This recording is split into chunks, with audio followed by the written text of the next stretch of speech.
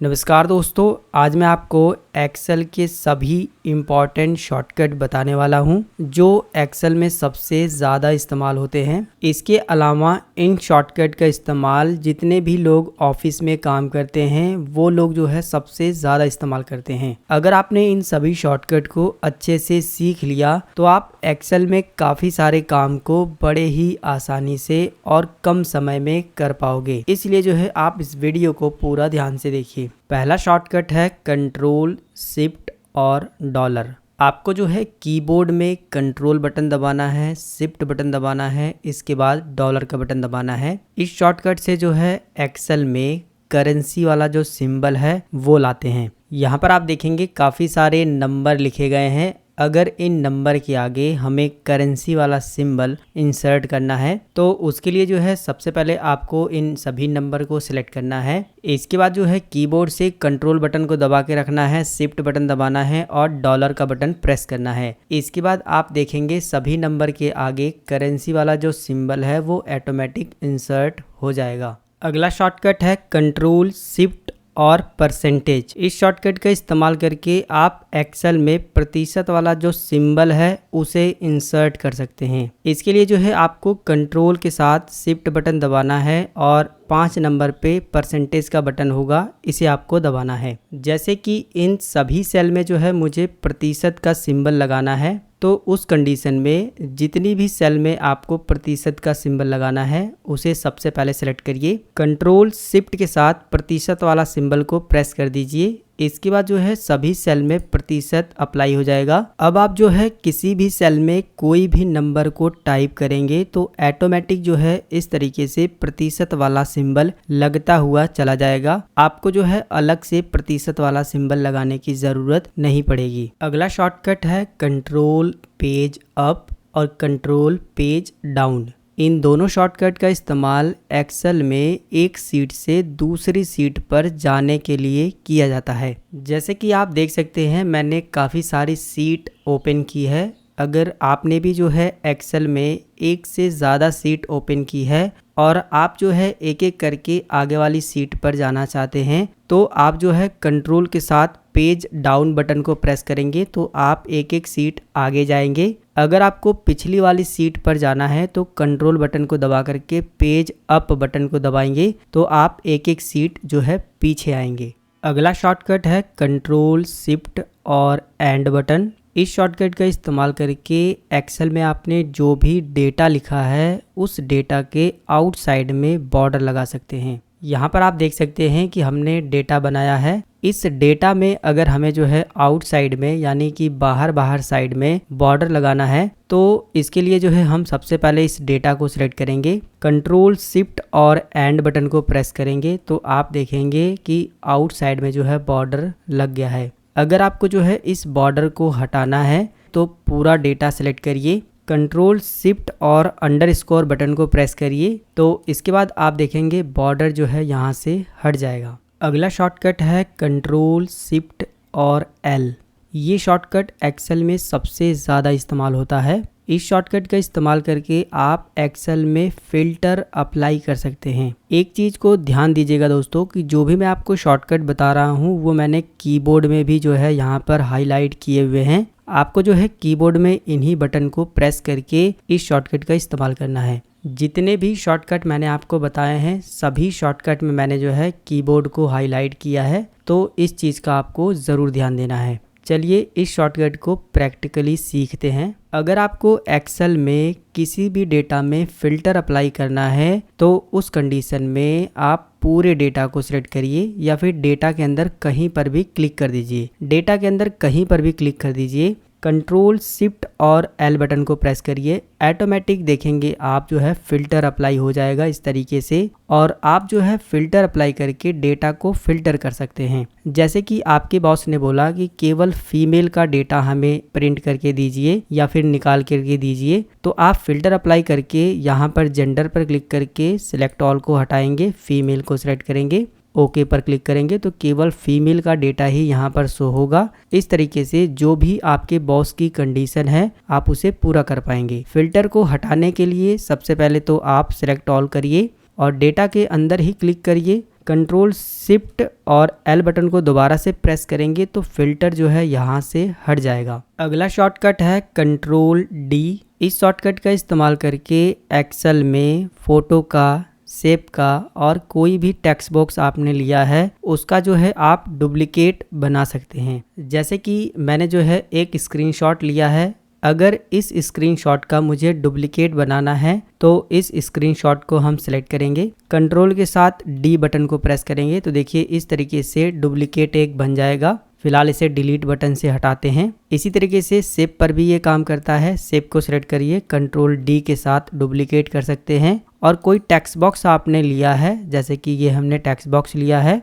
इसका भी अगर आपको डुप्लीकेट बनाना है तो इसे सेलेक्ट करिए, कंट्रोल के साथ डी बटन को प्रेस करिएगा तो डुप्लीकेट जो है टेक्स्ट बॉक्स का भी बन जाएगा। अगर आपको ये वीडियो अच्छा लग रहा है तो वीडियो को लाइक, शेयर, सब्सक्राइब ज़रूर करिए।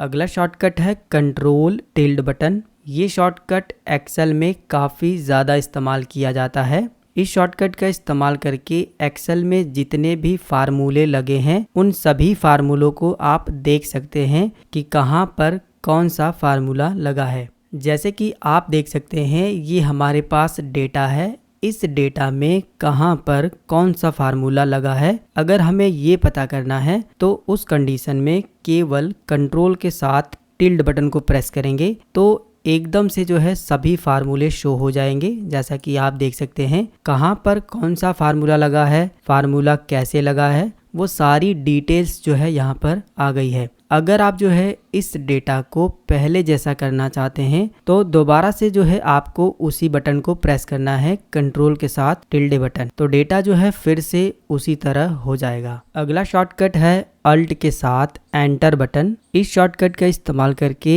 एक्सेल में एक ही सेल में एक से ज़्यादा लाइन लिख सकते हैं। जैसे कि एक ही सेल में विकास कुमार भारती लिखना है तो उस कंडीशन में सबसे पहले हम विकास लिखेंगे और इसके बाद अल्ट बटन के साथ एंटर बटन प्रेस करेंगे, इसके बाद कुमार टाइप करेंगे, फिर अल्ट बटन के साथ एंटर बटन को प्रेस करेंगे, इसके बाद जो है यहाँ पर हम भारती टाइप करेंगे। यानी कि एक ही सेल में एक से ज़्यादा लाइन लिखने के लिए अल्ट एंटर बटन शॉर्टकट का इस्तेमाल किया जाता है। इसके बाद अगर आप बाहर क्लिक कर देंगे तो देखेंगे एक ही सेल में जो है ये चीज़ें टाइप हुई है। ये शॉर्टकट जो है एक्सेल में काफ़ी ज़्यादा इस्तेमाल होता है, इसे आपको अच्छे तरीके से समझ लेना है। अगला शॉर्टकट है कंट्रोल टैब बटन। इस शॉर्टकट का इस्तेमाल करके एक वर्कबुक से दूसरी वर्कबुक में जाते हैं। जैसे कि दोस्तों अगर आप जो है एक्सेल की एक से ज़्यादा वर्कबुक ओपन किए हैं,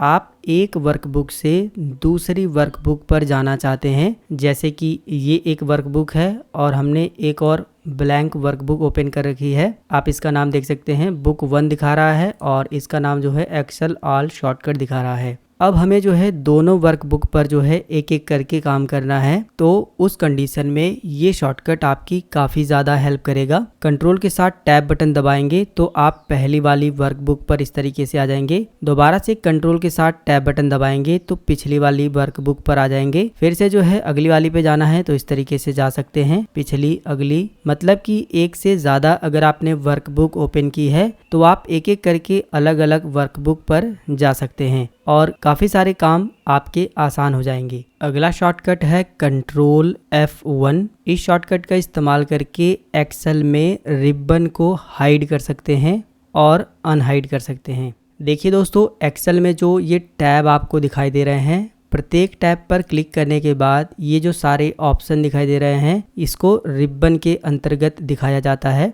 अगर आप जो है इस रिबन को हाइड और अनहाइड करना चाहते हैं तो कंट्रोल के साथ F1 बटन को प्रेस करेंगे तो वो हाइड हो जाएगा और ज़रूरत पड़ने पर दोबारा से अगर आप उसे लाना चाहते हैं तो कंट्रोल के साथ F1 बटन को प्रेस करेंगे तो यहाँ पर शो हो जाएगा। यानी कि कंट्रोल F1 से रिबन को हाइड और अनहाइड किया जाता है। अगला शॉर्टकट है अल्ट F1। ये शॉर्टकट एक्सेल में काफ़ी ज़्यादा इस्तेमाल किया जाता है। इस शॉर्टकट का इस्तेमाल करके एक्सेल में चार्ट बनाते हैं। देखिए दोस्तों अक्सर जो है हमें एक्सेल में चार्ट बनाना होता है तो अल्ट F1 शॉर्टकट से आप किसी भी डेटा का चुटकियों में चार्ट तैयार कर सकते हैं, जिसके लिए जो है सबसे पहले आपको डेटा को बना लेना है। इसके बाद डेटा के अंदर कहीं पर क्लिक करना है। इसके बाद जो है अल्ट के साथ F1 बटन को प्रेस करना है। ऑटोमेटिक जो है आपका जो चार्ट है वो इस तरीके से बन जाएगा। ये जो चार्ट बना है वो एडिटेबल है और आप जो है इस नोड को पकड़ करके इसे छोटा कर सकते हैं, बड़ा कर सकते हैं, अपनी इच्छा अनुसार जो है इस चार्ट को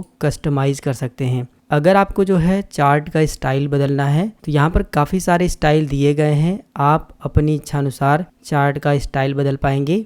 कलर वगैरह बदलना है तो आप यहाँ से कलर वगैरह भी बदल सकते हैं। इसके अलावा जो है अगर आपको कोई दूसरा कलर चाहिए तो आप जो है नॉर्मल पर क्लिक करके यहाँ से जो है कलर को चेंज कर पाएंगे। अलग अलग तरह के आपको जो है यहाँ पर कलर मिल जाते हैं। इसके अलावा जो है अगर आपको लेआउट चेंज करना है तो यहाँ पर काफ़ी सारे लेआउट मिल जाते हैं, आप अलग अलग तरह के लेआउट जो है यहाँ पर चेंज कर पाएंगे। इसके अलावा अगर आपको चार्ट में और कस्टमाइजेशन करना है तो आप इंसर्ट पर क्लिक करिएगा। यहाँ पर पूरा चार्ट का खेल आपको दिखाई देगा। जिस भी लेआउट वगैरह में चेंज करना है, अलग अलग डिज़ाइन दिए गए हैं, आप इन्हें यूज़ कर सकते हो। काफ़ी अलग अलग तरीके दिए गए हैं, हर एक तरीके का चार्ट का डिज़ाइन आपको मिल जाएगा। आप यहाँ से उसका लेआउट सेट कर पाएंगे कि आपको चार्ट कैसा बनाना है। तो ये शॉर्टकट एक्सेल में काफ़ी ज़्यादा इस्तेमाल होता है, अल्ट F1। अगला शॉर्टकट है कंट्रोल A। इस शॉर्टकट का इस्तेमाल एक्सेल में डेटा को ऑल सेलेक्ट करने के लिए किया जाता है। आप में से काफ़ी सारे लोगों को इसके बारे में पता होगा, लेकिन डेटा को 2 से 3 तरीके से सिलेक्ट करते हैं, ये शायद आपको नहीं पता होगा। इसलिए जो है ये शॉर्टकट भी आपके लिए इम्पॉर्टेंट है। चलिए इसे प्रैक्टिकली समझते हैं। जैसा कि आप देख सकते हैं ये आपके पास डेटा है, डेटा काफ़ी बड़ा है, देख सकते हो, ठीक है। अब अगर आपको एक्सेल में काम करना है, कोई फार्मूला लगाना है, तो आप क्या काम करते हैं कि यहाँ से लेकर के इस तरीके से डेटा को सिलेक्ट करते हैं और डेटा काफ़ी बड़ा होता है तो काफ़ी लंबा समय लगता है। लेकिन अगर आपको पूरा डेटा सेलेक्ट करना है तो कंट्रोल A शॉर्टकट बड़ी हेल्प करता है, जिसके लिए जो है केवल आपको डेटा के अंदर क्लिक करना है, कंट्रोल A बटन को प्रेस करना है, पूरा डेटा सेलेक्ट हो जाएगा जितना आपका डेटा रहेगा। लेकिन एक चीज़ को और आपको ध्यान देना है कि अगर आपको पूरी सीट को सिलेक्ट करना है, डेटा भी लिखा रहे, डेटा भी सिलेक्ट हो जाए, साथ में सीट भी सिलेक्ट हो जाए, तो आपको डेटा के बाहर क्लिक करना है, कंट्रोल A से ऑल सिलेक्ट करना है, तो डेटा के साथ सीट भी सिलेक्ट हो जाएगी। एक चीज़ का और आपको ध्यान देना है कि अगर आपने एक्सेल के एक ही सीट पर एक से ज़्यादा जगहों पर डेटा बनाया है तो उसमें जो है आप कंट्रोल A शॉर्टकट को कैसे यूज़ करेंगे। जैसे कि देखिए अगर आपको इस पूरे डेटा को सिलेक्ट करना है तो इस डेटा के अंदर क्लिक करिए, कंट्रोल A सिलेक्ट करिएगा तो केवल यही डेटा सिलेक्ट होगा। इसके अलावा जो है अगर आपको इस डेटा को सिलेक्ट करना है पूरा तो इसको क्लिक करिए, कंट्रोल A से ऑल सिलेक्ट करिए तो केवल यही डेटा सिलेक्ट होगा। तो इस तरीके से एक्सेल में कंट्रोल A शॉर्टकट का इस्तेमाल करते हैं। अगला शॉर्टकट है कंट्रोल शिफ्ट और एरो बटन। इस शॉर्टकट का इस्तेमाल करके एक्सेल में डेटा को सिलेक्ट करते हैं। करना क्या होगा कि आपको कंट्रोल के साथ शिफ्ट बटन दबाना है। अगर आप नीचे का डेटा सिलेक्ट करना चाहते हैं तो डाउन एरो को प्रेस करना है। अगर आप ऊपर का डेटा सिलेक्ट करना चाहते हैं तो अप वाली। अगर आप लेफ्ट साइड का डेटा सिलेक्ट करना चाहते हैं तो लेफ्ट एरो को, और राइट साइड का डेटा सिलेक्ट करना चाहते हैं तो राइट एरो को। चलिए इसे प्रैक्टिकली समझते हैं। देखिए दोस्तों, ये आपके पास डेटा है। अगर आप जो है केवल नाम से लेकर के यहाँ से लेकर के इतना डेटा सेलेक्ट करना चाहते हैं शॉर्टकट से, तो आप यहाँ पर क्लिक करिए, कंट्रोल शिफ्ट दबाइए और राइट वाला एरो प्रेस करेंगे तो यहाँ से लेकर के यहाँ तक डेटा सेलेक्ट होगा, और कंट्रोल शिफ्ट बटन दबा करके डाउन एरो को प्रेस करेंगे तो नीचे वाला जो डेटा है वो पूरा सेलेक्ट हो जाएगा। ये चीज़ें जो है आप किसी भी डेटा में कर सकते हैं। जैसे कि हम यहाँ पर क्लिक करते हैं, लेफ्ट साइड का सिलेक्ट करने के लिए कंट्रोल शिफ्ट लेफ्ट एरो तो वो सिलेक्ट होगा, कंट्रोल शिफ्ट डाउन एरो तो नीचे वाला सिलेक्ट होगा, control shift up arrow press करोगे तो ऊपर वाला जो है डेटा सिलेक्ट होगा। तो इस चीज़ का आपको ध्यान देना है। कंट्रोल शिफ्ट के साथ जो भी कीबोर्ड में एरो बटन है उसकी मदद से भी जो है आप डेटा को सिलेक्ट कर सकते हैं। एक्सेल के अंदर फार्मूला लगाते वक्त ये शॉर्टकट काफ़ी ज़्यादा इस्तेमाल किया जाता है, इसलिए जो है इसे आपको अच्छे तरीके से प्रैक्टिस कर लेनी है। अगला शॉर्टकट है कंट्रोल E। इस शॉर्टकट का इस्तेमाल करके एक्सेल में कोई भी डेटा को फ्लैश फिल कर सकते हैं। अब फ्लैश फिल क्या होता है चलिए इसे प्रैक्टिकली समझते हैं। देखिए दोस्तों, यहाँ पर एक छोटा सा डेटा है। इस डेटा में फर्स्ट नेम अलग है और लास्ट नेम अलग है। अगर आपसे कहा जाए कि फर्स्ट नेम और लास्ट नेम को फुल नेम में टाइप करना है तो आप जो है एक एक करके टाइप करना शुरू करेंगे, लेकिन ये डेटा काफ़ी छोटा है तो आप जल्दी से टाइप कर देंगे। अगर ये डेटा 1500 लोगों का होगा तो आपको एक एक टाइप करने में काफ़ी ज़्यादा समय लगने वाला है। तो उस कंडीशन में आप जो है फ्लैश फिल ऑप्शन का इस्तेमाल करके केवल 1 सेकंड के अंदर ही सभी का जो है फर्स्ट नेम और लास्ट नेम को फुल नेम में टाइप कर पाओगे। कैसे? सबसे पहले जो है आपको पहले व्यक्ति का जो नाम है वो यहाँ पर टाइप कर देना है। पहले व्यक्ति का नाम टाइप करने के बाद आपको कंट्रोल ई बटन को प्रेस करना है तो आप देखेंगे सभी व्यक्तियों के जो नाम है वो फुल नेम में टाइप हो गए हैं। इसके अलावा नाम को जो है आप शॉर्ट में भी टाइप करवा सकते हो, जैसे कि फर्स्ट नेम का पहला लेटर, इसके बाद डॉट, लास्ट नेम का पहला लेटर, और इसके बाद जो है आपको कंट्रोल के साथ ई बटन को प्रेस कर देना है तो सभी का जो है फर्स्ट नेम का पहला लेटर और लास्ट नेम का पहला लेटर आ जाएगा। इसके अलावा इस नाम को आप कैपिटल लेटर में भी टाइप करवा सकते हो। सबसे पहले जो है आपको पहला नाम टाइप कर देना है जैसा लिखा हुआ है। इसके बाद जो है आपको एंटर बटन प्रेस करना है, कंट्रोल ई बटन दबाना है, सभी नाम जो है कैपिटल लेटर में आ जाएंगे। पहले क्या होता था दोस्तों कि आपको स्मॉल लेटर से कैपिटल लेटर में बदलने के लिए फार्मूला वगैरह लगाना पड़ता था, लेकिन जो है जब से ये शॉर्टकट आया है तब से काफ़ी सारे फार्मूले का काम केवल एक शॉर्टकट से ही हो जाता है। इस शॉर्टकट को आप जो है नंबर पे भी इस्तेमाल कर सकते हो, टेक्स्ट पर भी इस्तेमाल कर सकते हो। इस शॉर्टकट के बारे में मैंने पूरा डिटेल में वीडियो बनाया हुआ है, अगर आप उसे देखना चाहते हैं तो इस वीडियो के नीचे डिस्क्रिप्शन बॉक्स में लिंक मिल जाएगा। अगला शॉर्टकट है कंट्रोल एंटर बटन। इस शॉर्टकट का इस्तेमाल करके एक्सेल में सभी डेटा का रिजल्ट एक ही बार में निकाल सकते हैं। कैसे? चलिए इसे प्रैक्टिकली समझते हैं।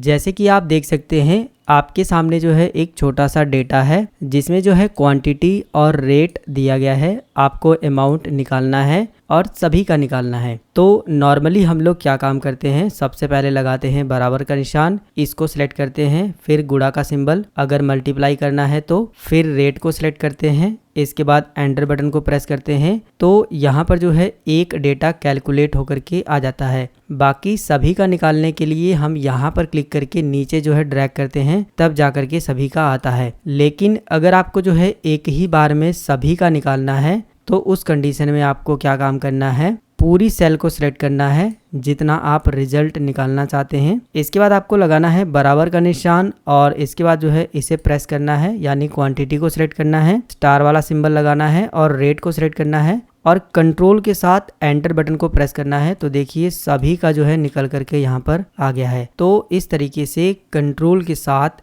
एंटर शॉर्टकट का इस्तेमाल करके किसी भी डेटा का जो है जितना भी आप सेल को सिलेक्ट करेंगे उसमें रिजल्ट को प्राप्त कर सकते हैं। अगला जो शॉर्टकट मैं आपको बताने वाला हूँ उसमें 4 शॉर्टकट हैं, बड़े ध्यान से समझिएगा। पहला तो है केवल एंटर बटन, दूसरा है शिफ्ट के साथ एंटर बटन, तीसरा है केवल टैब बटन और चौथा है शिफ्ट के साथ टैब बटन। इन शॉर्टकट का इस्तेमाल करके एक्सेल में एक सेल से दूसरी सेल में जाने के लिए करते हैं। जैसे कि दोस्तों एक्सेल में काम करते समय अगर हमें एक सेल से दूसरी सेल में जाना होता है तो हम जो है माउस को क्लिक करके एक सेल से दूसरी सेल में जाते हैं। लेकिन अगर आपको शॉर्टकट से जाना है तो उस कंडीशन में अगर आप टैब बटन को दबाएंगे तो आप राइट साइड में जो है एक एक सेल आगे जाएंगे। जैसे कि मैं टैब बटन को दबाता हूं तो देखिए हम एक एक सेल आगे जा रहे हैं। अगर आप जो है शिफ्ट के साथ टैब बटन को दबाते हैं तो आप एक एक सेल जो है पीछे आएंगे और अगर आप जो है एंटर बटन को दबाते हैं तो आप एक एक सेल जो है नीचे आएंगे